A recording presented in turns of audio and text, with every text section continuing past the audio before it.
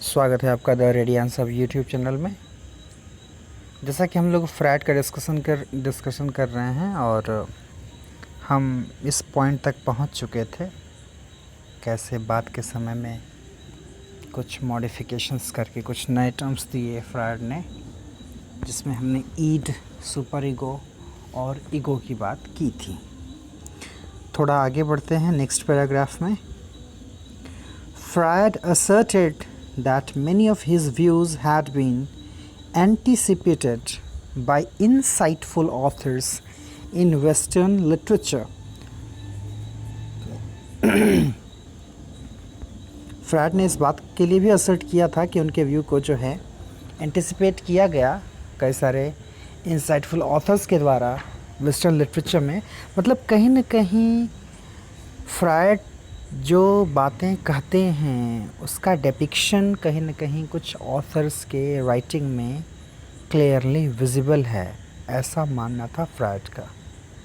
And he himself applied psychoanalysis to brief discussions of the latent content in the manifest characters or events of literary works, including Shakespeare's Hamlet, Macbeth, A Midsummer Night's Dream and King Lear. ध्यान से सुनिए क्या लिखा है। He himself applied psychoanalysis, यानी खुद Freud ने भी अप्लाई किया था, भले से ही वो डॉक्टर थे, लेकिन लिटरेरी पीसेस में लिटरेरी कैरेक्टर्स पर अपनी थियोरी उन्होंने अप्लाई की थी। ठीक है। He himself applied psychoanalysis to brief discussions of the latent content. पहले भी डिस्कस किया हमने। लेटेंट कंटेंट का मतलब क्या है? कोई इच्छा जो दबी पड़ी है, कोई सोई हुई इच्छा, लेटेंट, छुपी हुई, गुप्त कहते हैं ना। लेटेंट कंटेंट का डिस्कशन करते समय उन्होंने बताया था कि कैसे कोई इवेंट या कैरेक्टर कैसे मैनिफेस्ट होता है। उसमें उन्होंने शेक्सपियर के कुछ वर्क्स को जो है उसके बारे में बात की हुई है, जिसमें आप देख सकते हैं लिखा हुआ है हैमलेट के बारे में, मैकबेथ के बारे में, मिडसमर नाइट्स ड्रीम और किंग लियर। जिसमें स्पेशली अगर मैकबेथ की बात हैमलेट की बात अगर करें तो उसमें आप देखते हैं कि क्या एक ऑब्सेशन हैमलेट, जो प्रिंस हैमलेट है, उसको माँ के प्रति है। वहाँ पर हम इडिपस कॉम्प्लेक्स देख सकते हैं। मैकबेथ में आप लेटेंट कंटेंट की बात ये करेंगे कि मैकबेथ जो कि एक बड़ा योद्धा था, जब विचेस प्रोफेसीज करती हैं तो कैसे वो उनको फॉलो करना शुरू कर देता है और कहीं न कहीं उनकी बातों में आ जाता है और एक वफादार सेनापति अपने ही राजा की हत्या कर देता है।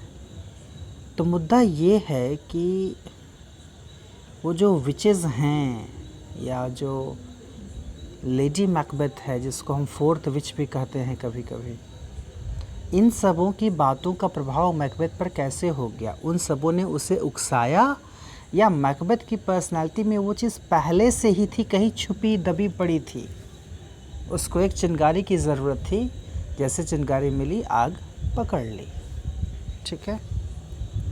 मिडसमर नाइट्स ड्रीम शेक्सपियर का ही वर्क है, कहीं न कहीं कॉमेडी में आता है वो। उसमें भी कैरेक्टर्स को अगर आप एनालाइज़ कीजिएगा तो आप साइकोएनालिसिस करके चीज़ों को समझ सकते हैं। किंग लियर की कहानी तो वैसे ही बहुत फेमस है। शेक्सपियर की 4 ग्रेट ट्रेजेडीज़ में एक किंग लियर। कहा जाता है कि Othello is the best, King Lear is the greatest. अब सुपरलेटिव डिग्री दोनों पर अप्लाई है। अब आप सोचते रहिए कि कौन कितना अच्छा है, कौन सबसे ज़्यादा अच्छा है, ये जानना बड़ा मुश्किल है। तो किंग लियर की पर्सनालिटी या उसके बेटियों की पर्सनालिटी, देखिए एक्चुअली क्या है, जहाँ तक मुझे समझ में आता है, आप किसी भी कैरेक्टर को अगर डिस्कस करने की कोशिश करते हैं या डेप्थ में जाने की कोशिश करते हैं, चाहे वो ड्रामा का हो, कहानी का हो, नॉवेल का हो, वो जो नॉवेल के कैरेक्टर्स पर जो aspects of novel E.M. Foster ने एस्पेक्ट्स ऑफ नॉवेल में जो डिस्कस किया है, फ्लैट कैरेक्टर, राउंड कैरेक्टर, तो वो कॉन्सेप्ट बहुत ज़्यादा एप्लीकेबल हो जाता है सारे जॉनरास में। आप देखते हैं कि जो फ्लैट कैरेक्टर होते हैं उनमें बहुत आप डेप्थ नहीं पाते हैं, उनका जो मैनिफेस्टेशन है उनके कैरेक्टर का वो बहुत ज़्यादा डेप्थ में नहीं होता, बड़ा सुपरफिशियल होता है। लेकिन जो राउंड कैरेक्टर हैं, जिन्हें एक बार देख करके एक बार में जिनके बारे में कुछ जजमेंट दे देना गलत साबित होता है, उनके कैरेक्टर को क्लियरली समझ पाना गलत साबित होता है, वहाँ आप साइको एनालिसिस की हेल्प से चीज़ों को और बेहतर तरीके से इंटरप्रेट कर सकते हैं, समझने की कोशिश कर सकते हैं। ठीक है। He also wrote a brilliant analysis of Fyodor Dostoevsky's The Brothers Karamazov and a full-length study, Delusion and Dream, of the novel Gradiva by the Danish writer Wilhelm Jensen. ये देखिए, ऐसा नहीं है कि ये वियना का डॉक्टर सिगमंड फ्रायड बस Shakespeare तक सीमित है। उन्होंने ब्रिलियंट एनालिसिस लिखी किसकी? फ्योदोर दोस्तोवस्की के ब्रदर्स कारामाज़ोव। दोस्तोवस्की रशिया की one of the most famous novelists में से एक हैं।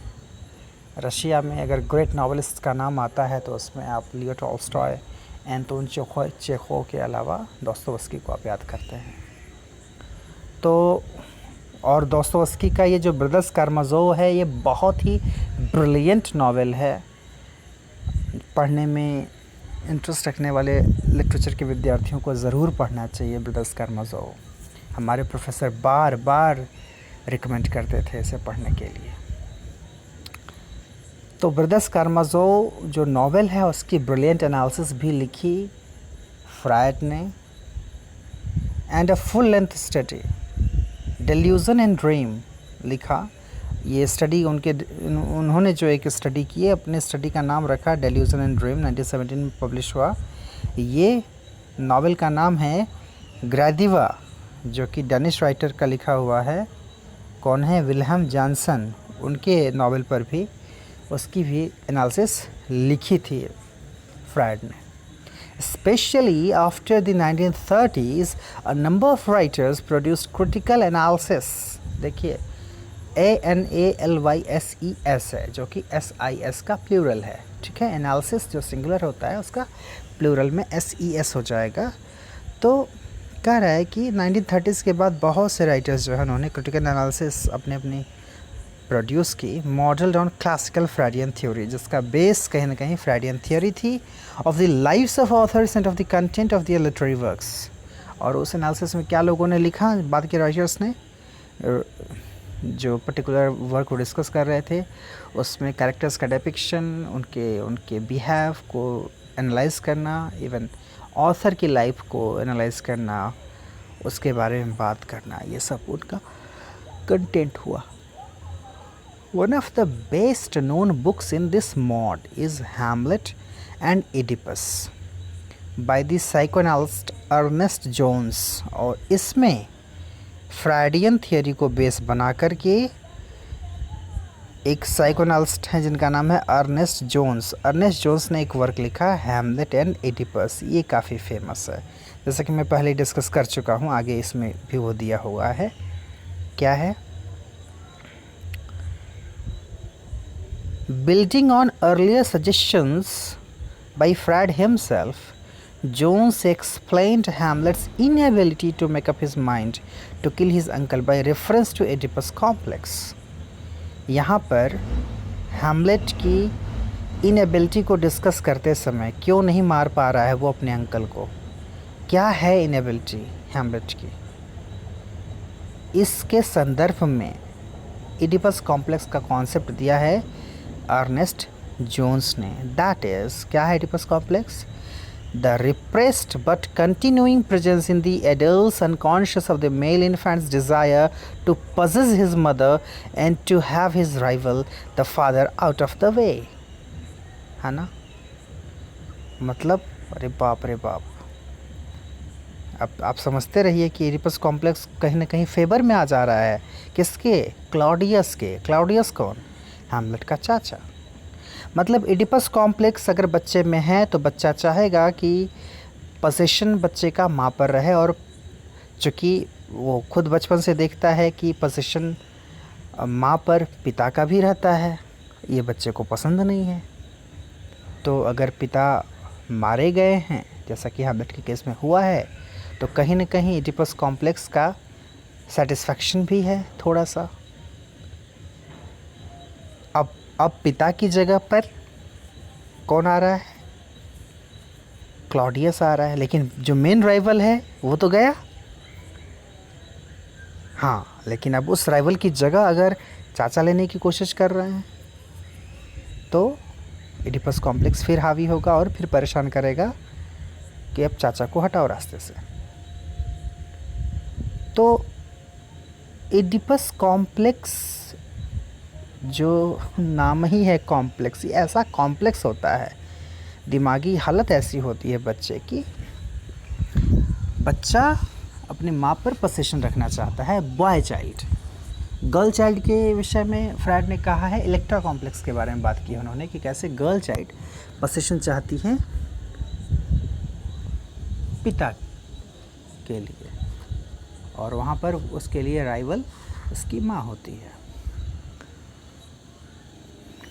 हालांकि वैसे भी आपने सुना होगा, कहा जाता है कि बेटियों का पहला प्यार उसका पिता होता है। अब ज़रूरत से ज़्यादा समझदार लोग इसको गलत अंदाज में न लें, इसको समझें क्या है ये नेचर की बनाई हुई चीज़ है। जो अपोजिट सेक्स की तरफ जो अट्रैक्शन होता है, अब अपोजिट सेक्स की तरफ जो अट्रैक्शन होता है, तो ऐसा थोड़ी है कि हर अट्रैक्शन को आप केवल सेक्सुअल डिज़ायर से ही कनेक्ट कर दें। लेकिन ये जो नेचुरल इंक्लिनेशन होता है वो है, वो कहीं ना कहीं सबसे पहले अगर कहें कि एक बेटे के लिए अपोजिट सेक्स का कोई नज़र आता है तो वो उसकी माँ है, और एक बेटी के लिए कोई नज़र आता है तो वो उसका पिता है। तो ये कारण है कि ये कॉम्प्लेक्स डेवलप होते हैं नेचुरली, फ्रायड ने ऐसा कहा था। तो Freud derive the term from Sophocles Greek tragedy Oedipus the king. Oedipus Rex के नाम से फेमस वो ग्रीक ट्रेजेडी है, जिसका इंग्लिश ट्रांसलेशन है Oedipus the king. Greek tragedy है जिसको लिखा था सोफोक्लिस ने। तो सोफोक्लिस के Greek tragedy Oedipus the king, वहाँ से एडिपस टर्म लिया उन्होंने और कॉम्प्लेक्स अलग से जोड़ दिया, तो एडिपस कॉम्प्लेक्स नाम दे दिया। क्या था भाई, इसकी क्या कहानी थी? Whose protagonist has unknowingly killed his father and married his mother. जानने वाले जानते होंगे इस कहानी को कि एडिपस द किंग जो है, इसका जो प्रोटैगनिस्ट है, जो मेन कैरेक्टर जिसका नाम ही है एडिपस, अनजाने में उसने अपने पिता की हत्या कर दी थी और अपनी माँ से शादी कर लिया था उसने, और 2-3 बच्चे भी पैदा हो गए थे उससे। बाद में उसे पता चला कि जिस औरत को उसने पत्नी बना करके रखा है वो उसकी माँ थी। तो उसको कुछ समझ में नहीं आता है कि इस सिन से अपने आप को कैसे मुक्त करे, तो उसने अपनी आंखें फोड़वा ली थी। Jones proposes that Hamlet's conflict is an echo of a similar one in Shakespeare himself। देख लीजिए, कह रहा है कि जो कॉन्फ्लिक्ट हैमलेट का है ना, वो कहीं ना कहीं शेक्सपियर की पर्सनालिटी से मैच करता है। कौन कह रहा है? जोन्स कह रहे हैं। And goes on to account for the audience's powerful and continued response to the play over many centuries as a result of the repressed Oedipal conflict that is shared by all man. मतलब ये, अब देखिए कैसे चीज़ें universal होती हैं। मतलब तो ही परेशान है एडिपस कॉम्प्लेक्स से। सब दुनिया के जितने मर्द हैं, मैन हैं, सब कहीं ना कहीं इडिपस कॉम्प्लेक्स के विक्टिम हैं, उसके शिकार हैं। तो शेक्सपियर खुद था, ऐसा मानना है जोन्स का। शेक्सपियर खुद था तो वो चीज़ उसने डेपिक्ट कर दी हैमलेट के through. In more recent decades, there has been increasing emphasis by Freudian critics in a more suggested by Freud's later writings on the role of ego psychology. कह रहा है कि अभी हाल के वर्षों में ईगो साइकोलॉजी को ज़्यादा फोकस में रखा गया है। बाद के जो क्रिटिक्स हैं उन्होंने ईगो साइकोलॉजी को ज़्यादा सेंटर में रखा है।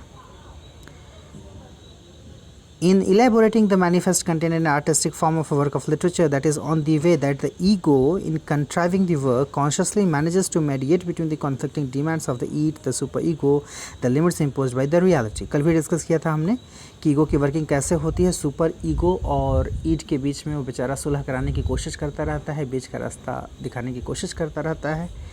उन चीज़ों को सेंटर में रख करके बातें की गई हैं। उसमें कुछ आगे इसके कुछ उदाहरण भी दिए हुए हैं।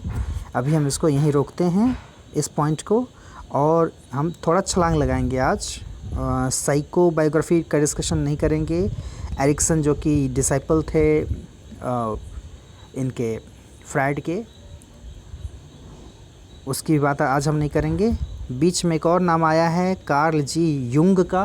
प्रोनाउंसिएशन जान लीजिए, JUNG लिखा है लेकिन पढ़ते युंग हैं, ठीक है।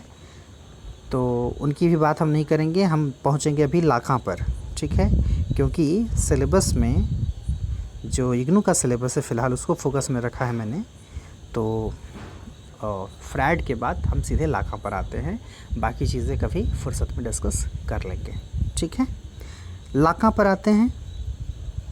जैक लाका, इसको जैकस मत पढ़िएगा, उसको लाकान मत पढ़िएगा, ठीक है। जैक पढ़ा जाता है इसको, जैक लाका, ठीक है। Jacques Lacan the French Freud. French fry का नाम सुना होगा खाने में, फ्रेंच फ्राइड का नाम सुन लीजिए। मतलब फ्राइड ऑस्ट्रिया के थे, मैंने बताया था आपको। तो फ्रांस में फ्राइड की तरह से, जैसे हमारे भारतवर्ष में कालिदास को भारत का शेक्सपियर कहा जाता है, उसी तरह से लाका को फ्रेंच फ्राइड कहा जाता है। The French fried developed a सेमियोटिक version of fried. देखिए बस यही है डिफरेंस। क्या है? सेमियोटिक वर्जन। अब ये सेमियोटिक क्या होता है? सेमियोटिक या सेमियोटिक्स जो है, that is the study of sine and symbol and their work. कैसे साइन और सिंबल, साइन का मतलब SIGN, साइन और सिंबल कैसे वर्क करते हैं और उनकी स्टडी सेमियोटिक में की जाती है। यानी साइन अब आ गया सेंटर में, SIGN साइन। किसके द्वारा? लाका के द्वारा।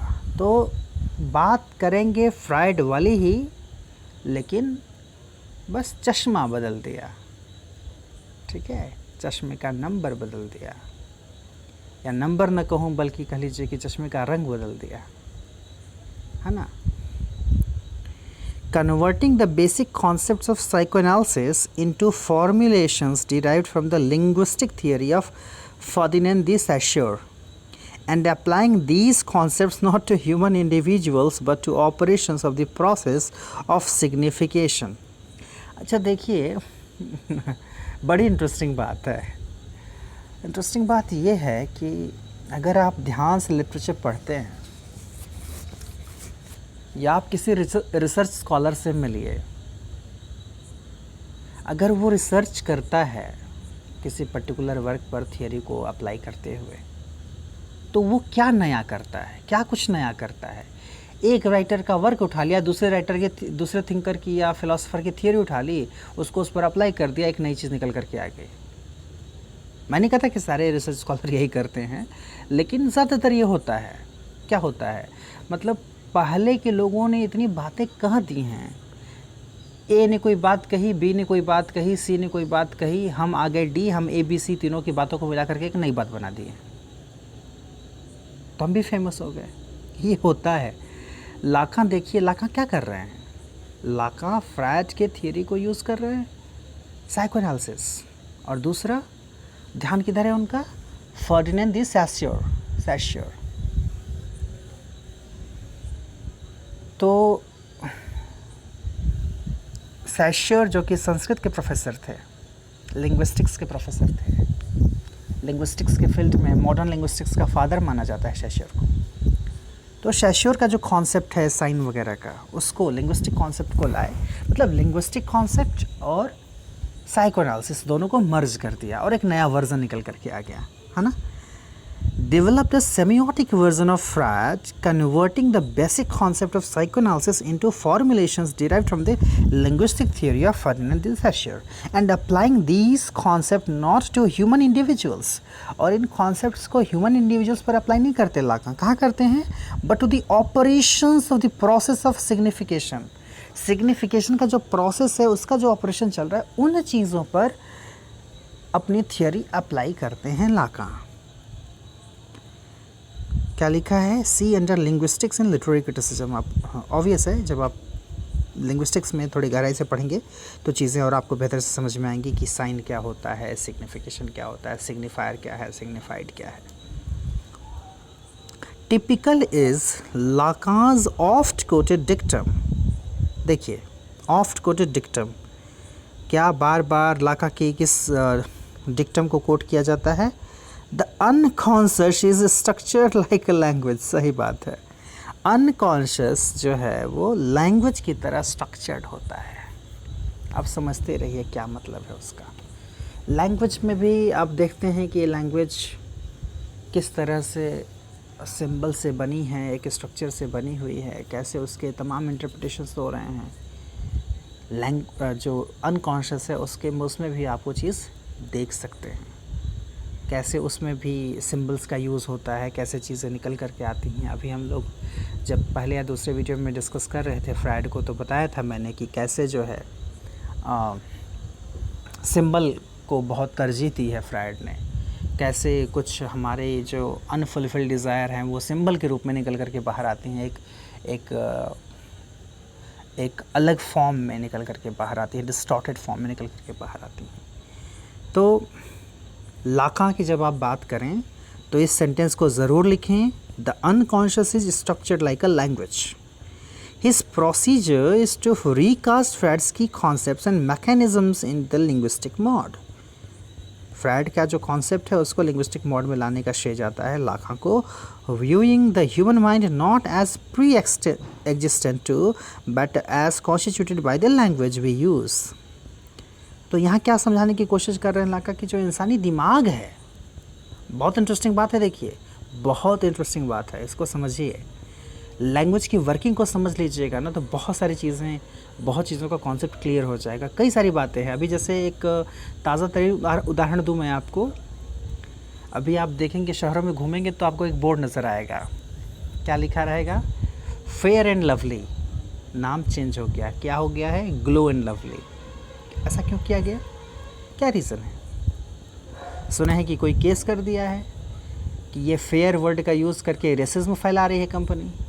देखिए शब्द का कितना महत्व है, और आप कोई एक पर्टिकुलर वर्ड यूज़ करते हैं तो उसकी क्या क्या मीनिंग जनरेट हो सकती है,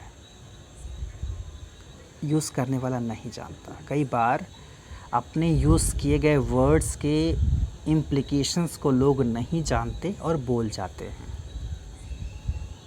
उनको ये समझ नहीं रहती कि सामने वाला क्या सोच सकता है, सामने वाले की कंडीशन क्या है। हो सकता है कोई बात आप मजाक में कहें और सामने वाला उसको सीरियसली ले ले। होता है कि नहीं होता है? होता है। तो वर्ड्स जो हैं उनकी वर्किंग किस तरह से है, ये आप समझने लगेंगे, आपको बहुत आश्चर्य होगा। बहुत सी चीज़ें ऐसी हैं, हमको लगता है कि हमारा दिमाग वैसे सोचता है, जबकि सच्चाई ये है कि हम लैंग्वेज का इस तरह से यूज़ करना सीख गए हैं। हमने अपने आप को ऐसे हैबिचुएटेड कर लिया है कि वो हमारी क्वालिटी नज़र आने लगती है। लगता है कि हमारी सोच ऐसी है। ठीक है, जैसे ऐसे समझिए, कुछ जगहों की भाषा सुन करके अच्छी नहीं लगती। ख़ास करके यूपी बिहार के लोग अगर दिल्ली वालों की भाषा सुनते हैं, मेरे को तेरे को सुनते हैं, तो उनको बिल्कुल हज़म नहीं होता, डाइजेस्ट नहीं कर पाते वो, उनको बुरा लगता है। कानपुर की भाषा सुनते हैं, उसमें जब वो वहाँ वाले जब हिंदी बोलते हैं तो नहीं अच्छा लगता उनको। क्यों नहीं अच्छा लगता? क्योंकि उन्हें लगता है कि ये जो बोलने का इनका तरीका है ये बिल्कुल मैनरलेस है, मैनर है ही नहीं उनकी भाषा में, जबकि वहाँ के बोलने वालों के लिए वो बिल्कुल नॉर्मल चीज़ है। तो अब क्या करते हैं हम भाषा के आधार पर अगले की पर्सनालिटी इवैल्यूएट कर रहे हैं और हम एक डेपिक्शन ला देते हैं अपने दिमाग में उसके कैरेक्टर का कि वो ऐसा है, वो ऐसी है। जैसे ऐसे देखिए, किसी को बचपन से आदत डाल दी जाए, उसको माहौल बना दिया जाए कि वो अपने बोल चाल में वो मैं शब्द का प्रयोग ज़्यादा करे, तो जब वो मैं शब्द का प्रयोग ज़्यादा करेगा या करेगी तो सुनने वाला, जानने वाला उसको लगेगा बहुत घमंडी है, हर बात में मैं। मैं जो म पर ए की मात्रा और बिनती अनुस्वार की होती है, मैं को मय समझ लिया जाता है। मय माने घमंड। जब मैं था तब हरि नहीं, जब हरि थे मैं नाही, प्रेम गली अति सांकरी, तामे दो न समाही, ऐसा कुछ है ना। तो इसलिए कहा जाता है कि मैं की भाषा का प्रयोग करने से बचना चाहिए, उसकी जगह पर हम बोलना चाहिए। तो वो ज़्यादा मैनर वाला लगता है, वो ज़्यादा कहीं न कहीं ह्यूमिलिटी से भरा हुआ लगता है, ज़्यादा हम्बल लगता है। तो भाषा बहुत महत्वपूर्ण है। कहना है लाका का कि जो हमें लगता है कि प्री एग्जिस्टेंट है ह्यूमन माइंड में चीज़ें, पहले से हैं, ऐसा सिस्टम है हमारे न्यूरोलॉजी का, या कह लीजिए कि ब्रेन का कंस्ट्रक्ट वैसा है, नर्व्स का कंस्ट्रक्शन वैसा है, उस ढंग से वो प्री एग्जिस्टेंट यानी पहले से जो बनी बनाई या एग्जिस्ट करने वाली चीज़ है, ऐसा कुछ नहीं है। लाका ये कहते हैं कि ऐसा कुछ नहीं है, बल्कि ये सब बाकायदे लैंग्वेज का खेल है, भाषा का खेल है। लैंग्वेज के थ्रू जो है ये कंस्ट्रक्शन होता है। लिखा है ना, but as constituted by the language we use, यानी बहुत सी ऐसी चीज़ें हैं, बहुत सी ऐसी बातें हैं जो हमारी लैंग्वेज डिसाइड करती है, और कहीं ना कहीं वो लैंग्वेज हमारी पर्सनालिटी भी बन जाती है। Especially important in Lacanian literary criticism is Lacan's reformulation of Freud's concept of the early stages of psychosexual development and the formation of the Oedipus complex into the distinction between a pre-linguistic stage of development that he calls the imaginary and the stage after the acquisition of language that he calls the symbolic. देखिए, बात करेगा बंदा Freud की ही, लेकिन एक अलग अंदाज में। फ्रॉइड ने साइकोसेक्सुअल डेवलपमेंट की बात की है, एडिपस कॉम्प्लेक्स के फॉर्मेशन की बात की है। अब यहाँ पर ये साहब क्या किए, इन्होंने अपना दिमाग अप्लाई किया, सेशर का कॉन्सेप्ट यूज़ किया और बताया कि देखिए भाई, आप साइकोसेक्सुअल डेवलपमेंट की बात करते हैं, लेकिन उसमें एक बात का ध्यान दीजिए कि बच्चा जो है जब तक वो भाषा सीखता है, भाषा सीखने के पहले, लैंग्वेज डेवलपमेंट के पहले और लैंग्वेज डेवलपमेंट के बाद दोनों में अंतर होता है। क्या कहा उन्होंने, एडिपस कॉम्प्लेक्स के फॉर्मेशन की भी बात जब उन्होंने कहा कि the formation of the Oedipus complex into the distinction between a pre linguistic stage of development that he calls the imaginary. Language development के पहले जो एडिपस कॉम्प्लेक्स है वो इमेजिनरी होता है, and the stage after the acquisition of language that he calls the symbolic. और जो stage होता है लैंग्वेज के एक्विजिशन के बाद, उसे सिम्बॉलिक नाम दिया। तो ये दो टर्म आपको याद रखने हैं लाकानियन लिटरेरी क्रिटिसिज्म में। लाका का जो कॉन्सेप्ट है उसमें कैसे उन्होंने दोनों का डिस्टिंक्शन क्लियर किया। आगे अभी आप पढ़ेंगे तो समझ में आएगा कि क्या है दोनों में डिस्टिंक्शन, दोनों में अंतर क्या है, इमेजिनरी स्टेज और सिम्बॉलिक स्टेज में। इमेजिनरी जैसा कि आपने समझा कि लैंग्वेज डेवलपमेंट के पहले की जो स्टेज है वो इमेजिनरी है और जो बाद की है वो सिंबॉलिक है। ठीक है। कल भी मैंने बताया था कि लैंग्वेज लर्निंग और एक्विजिशन में अंतर होता है। एक्विजिशन जो होता है वो नेचुरल होता है, एनवायरनमेंट से बच्चा सीख जाता है लैंग्वेज, ख़ास करके मदर टंग वैसे ही बच्चा सीखता है। लर्निंग में क्या है, एफर्ट लगाना पड़ता है। तो लैंग्वेज एक्विजिशन के पहले का पीरियड इमेजिनरी, लैंग्वेज एक्विजिशन के बाद का सिंबॉलिक। अब देखिए क्या डिफरेंस है इनमें।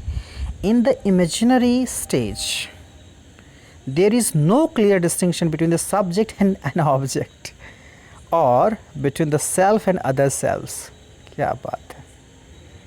कह रहा है कि जब तक लैंग्वेज डेवलपमेंट नहीं होती तब तक बच्चा जो है उसको पता ही नहीं होता कि उसकी खुद की पर्सनालिटी औरों से कैसे अलग है और दूसरे जो हैं वो अलग हैं उससे।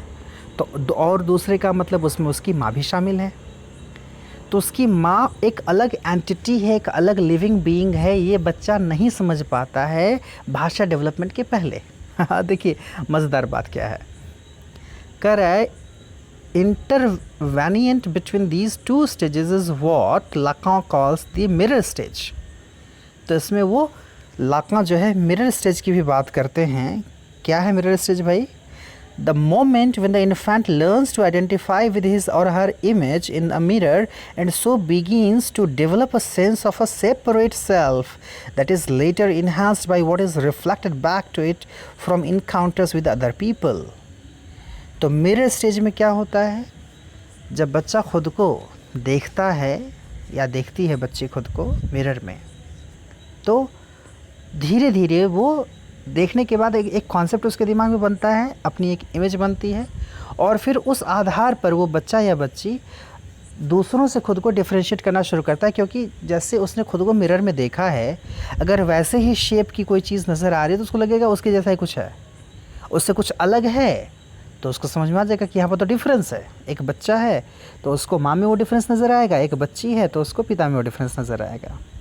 यह है मिरर स्टेज। तो शुरुआत डिस्टिंक्शन की यहाँ से होती है।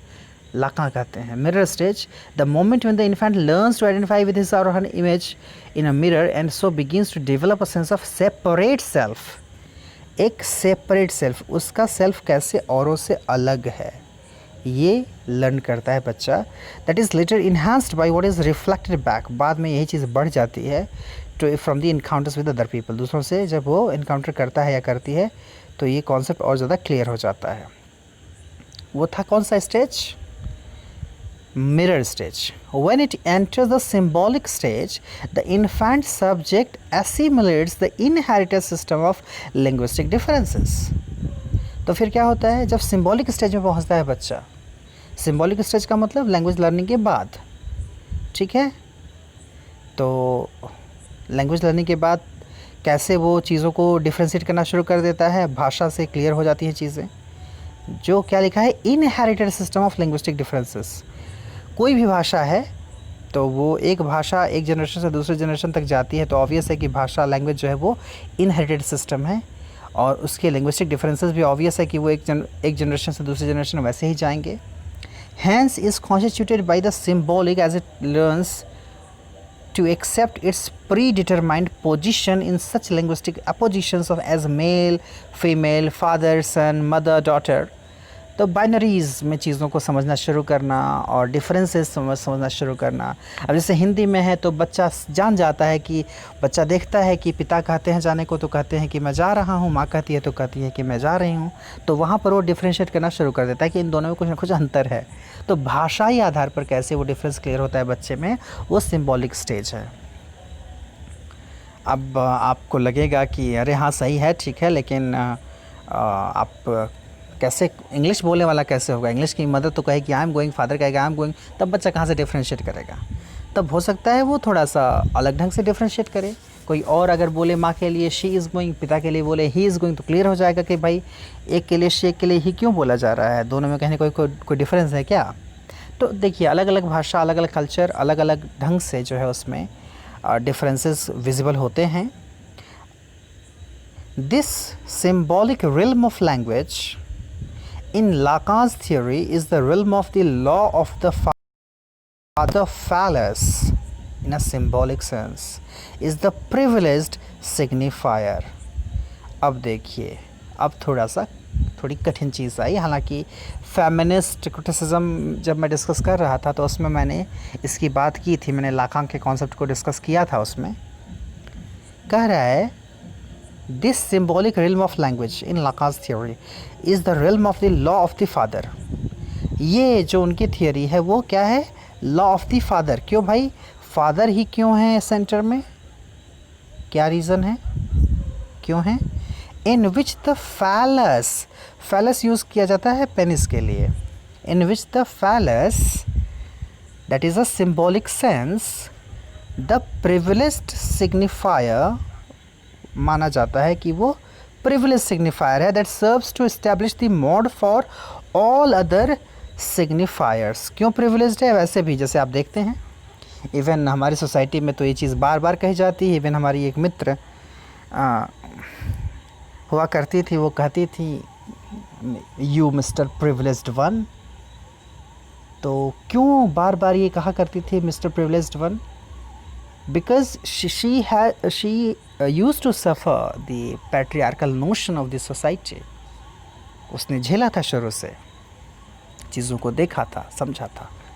तो प्रिविलेज्ड ऑब्वियस है।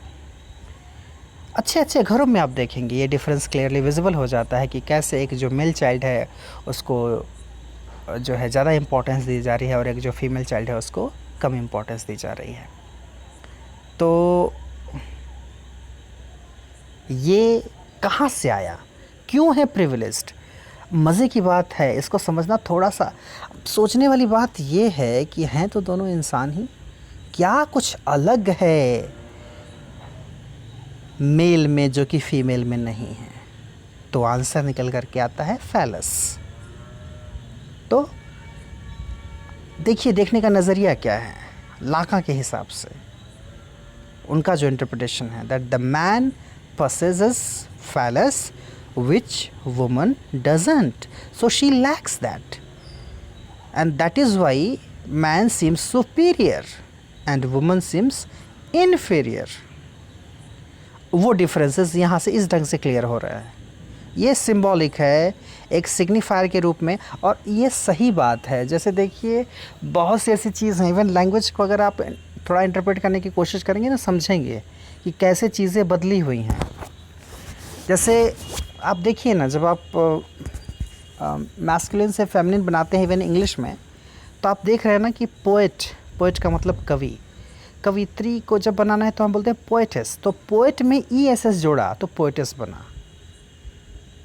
Manager manageress, tiger tigress, lion lioness. ये क्या है? What does it show? It shows that we the people have been thinking in the terms of males. Even पहले भी मैं डिस्कस कर चुका हूँ, थियरी यहाँ तक जाती है कि ये भी प्रोपेगेट कर दिया गया कि एक तरफ औरत जो है इस बात का दावा करती है कि उसने मर्द को जन्म दिया है, तो क्रिश्चियनिटी में बाइबल लिखने वालों ने ये कह दिया कि ईव जो हैं वो एडम के रिब से बनी थी। लीजिए, मतलब आप दावा करते रहिए कि आपने पुरुष को जन्म दिया है, और बाइबल की एक माइथोलॉजी, एक कहानी आकर के इस कॉन्सेप्ट को ध्वस्त कर देती है, ये कह करके कि ईव पैदा हुई थी, बनी थी तो किससे बनी थी? एडम के रिब से, एडम की पसलियों से बनी थी। तो चीज़ ये है कि कैसे in terms of male, in terms of man चीज़ों को देखा जाता है, और वही एक नज़रिया, वही एक लेंस यहाँ लाका भी यूज़ कर रहे हैं जब वो फैलस का डिस्कशन कर रहे हैं, जब वो मेल सुपीरियरिटी का डिस्कशन कर रहे हैं, और कह रहे हैं कि that serves to establish the mode for all other signifiers. और ये एक प्रिविलेज सिग्निफायर है। क्या? फैलस। PHALLUS, phallus एक प्रिविलेज सिग्निफायर है और ये अदर सिग्निफायर्स के लिए क्या करता है, serves to establish the mode, other signifier के लिए मॉड एस्टेब्लिश करने का काम करता है ये। In a parallel fashion Lacan translates Freud's view of the mental working of dream formation into textual terms of the play of signifiers। कह रहा है कि जो फ्रायड का व्यू रहा मेंटल वर्किंग, ड्रीम फॉर्मेशन किस तरह से हो रहा है, ड्रीम का टेक्सचुअल टर्म में कैसे फॉर्मेशन हो रहा है, इस चीज़ को भी ट्रांसलेट किया, यानी फ्रायड के व्यू को ही ट्रांसलेट किया किस में, of term of the play of signifier. Signifiers का क्या प्ले है, यानी ड्रीम को लेकर के जो इंटरप्रेशन फ्रायड का था उसका ट्रांसलेशन। अब यहाँ ट्रांसलेशन का मतलब भाषा वाला ट्रांसलेशन मत समझिएगा, कंफ्यूज हो जाइएगा। यहाँ ट्रांसलेट होने का मतलब यह है कि फ्रायड जिस ढंग से चीज़ों को दिखा रहे हैं उसमें लिंग्विस्टिक्स कॉन्सेप्ट लगा करके कैसे एक अलग इंटरप्रिटेशन दे रहे हैं लाकान। ठीक है, converting Freud's distorting defence mechanisms into linguistic figures of speech. लीजिए, डिफेंस मैकेनिज़्म समझते हैं। डिफेंस मैकेनिज़्म के बारे में, जैसे किसी चीज़ को कोई अगर हम गलती करते हैं तो कैसे हम उसके बारे में कुछ तर्क दे करके हम उसको बचाने की कोशिश करते हैं, संभालने की कोशिश करते हैं, एक्सक्यूज़ देते हैं हम। तो डिफेंस मैकेनिज़्म का जो कॉन्सेप्ट था उनका, उसको क्या कहा इन्होंने, लाकान ने, converting Freud's distorting defence mechanisms into linguistic figures of speech. उन्होंने कहा ये सब फिगर ऑफ स्पीच का कमाल है, मतलब कैसे अलग अलग ढंग की चीज़ें, अलग अलग ढंग के इंटरप्रिटेशन से निकल करके आते हैं। And according to Lacan all processes of linguistic expression and interpretation driven by desire for a lost and unachievable object move incessantly along a chain of unstable signifiers without any possibility of coming to rest on a fixed signifier or presence। अब लीजिए देखिए, अब इसीलिए जो feminist critic है ना, वो लाकान को काफ़ी क्रिटिसाइज़ किए हैं। मतलब उनके हिसाब से, जैसे अगर आप मैन एंड सुपरमैन पढ़े होंगे GB शॉ का, या अगर आप कॉन्सेप्ट जानते होंगे नीचे का, जो सुपरमैन का कॉन्सेप्ट है कि कैसे पूरी नेचर इस बात के लिए एक पूरे प्रोसेस में है कि कैसे सुपरमैन प्रोड्यूस हो। जैसे पूरी दुनिया में और कोई काम नहीं बचा है, बस ये है कि नेचर चाहती है कि कोई सुपरमैन पैदा हो जाए, सुपर ह्यूमन पैदा हो जाए। तो उसी तरह से लाकान के हिसाब से ऐसा है कि मतलब और जो सिग्निफायर्स हैं जो कि बिल्कुल अनस्टेबल हैं, वो स्टेबल होना चाहते हैं। वो स्टेबल कब हो जाएंगे, जब वो प्रिविलेज सिग्निफायर बन जाएंगे, जब वो फैलस बन जाएंगे या फैलस की तरह होना चाहते हैं। तो ये जो कैओस है, इस कैओस का जो रीज़न है लाकान के हिसाब से वो यही है। क्या है, डिज़ायर, ड्रिवन बाय डिज़ायर, एक डिज़ायर, एक सोच, एक चाह, एक कामना, या हाँ कामना तक ही समझिए, एक कामना for a lost and unachievable object. कोई ऐसी चीज़ जो खो दी है, क्या खो दिया है, क्या लैक कर रहे हैं, फैलस। अनअचीवेबल मतलब as if a girl wants to become a boy which she cannot। तो क्या होगा, move incessantly along a chain of unstable signifiers।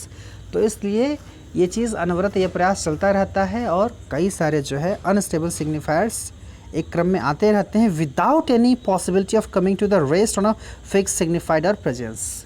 वो कहीं आकर के रुके, इसकी गारंटी नहीं है, नहीं होगा। मतलब वो चीज़ चलती रहेगी, वो प्रयास चलता रहेगा। यही तो होता है फ्री प्ले। फ्री प्ले जब आप पढ़ेंगे तो समझेंगे फ्री प्ले क्या, जैसे वर्ड्स का फ्री प्ले क्या होता है। वो चीज़ बिल्कुल चलती रहती है, एक के बाद दूसरा, दूसरे के बाद तीसरा।